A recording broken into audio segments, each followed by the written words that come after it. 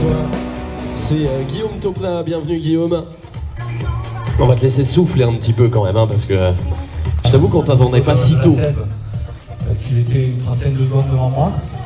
Et puis on a remonté, après j'ai croisé Florian qui m'a annoncé que j'ai fait l'effort et d'essayer de revenir. Mais pareil, une hésitation à 2 km d'ici. Beaucoup de mots entre le 12 et le 16e, donc vraiment je me suis fait plaisir. Bah, c'est le principal, hein. On te retrouve tout à l'heure évidemment sur le podium. Elle va en terminer avec un chrono de 2h53. Top pile. Comment ça s'est passé? Super bien, j'avais des bonnes sensations hier, j'ai bien géré ma course, je me suis régalée, le parcours était très sympa, pas diversifié, bien balisé, merci aux organisateurs de nous avoir offert ce beau tracé. Alors Pierre Toussaint, ça y est, 4e édition terminée, comment ça s'est passé? Ça s'est passé en 2 temps, on va dire.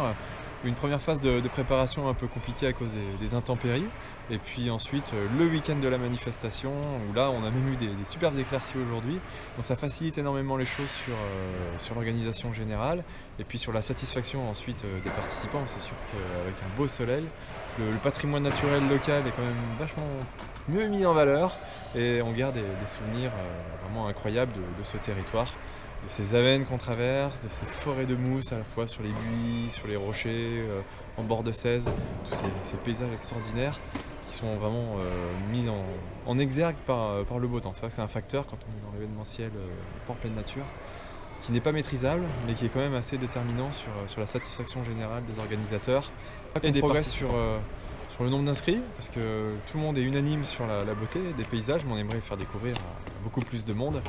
Puis faire découvrir également toute l'infrastructure qui est ici, qui est mise à disposition par l'Espace Gare Découverte, qui propose une qualité en termes d'hébergement, de restauration qui est vraiment appréciable et appréciée par tout le monde. Cette proximité et cette qualité, ça fait aussi le charme indéniable du Trail des Avennes. Est-ce qu'on peut déjà parler d'une 5e édition? Si tous les partenaires sont OK, avec grand plaisir, parce que c'est vraiment sympa d'organiser.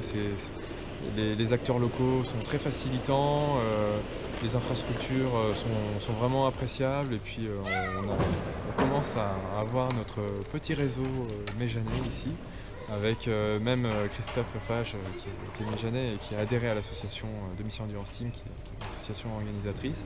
Donc cette association devient aussi méganaise. Donc on s'intègre encore plus sur ce territoire qu'on a découvert il y a 4 ans et qu'on aime chaque année davantage. Bon, donc à l'année prochaine.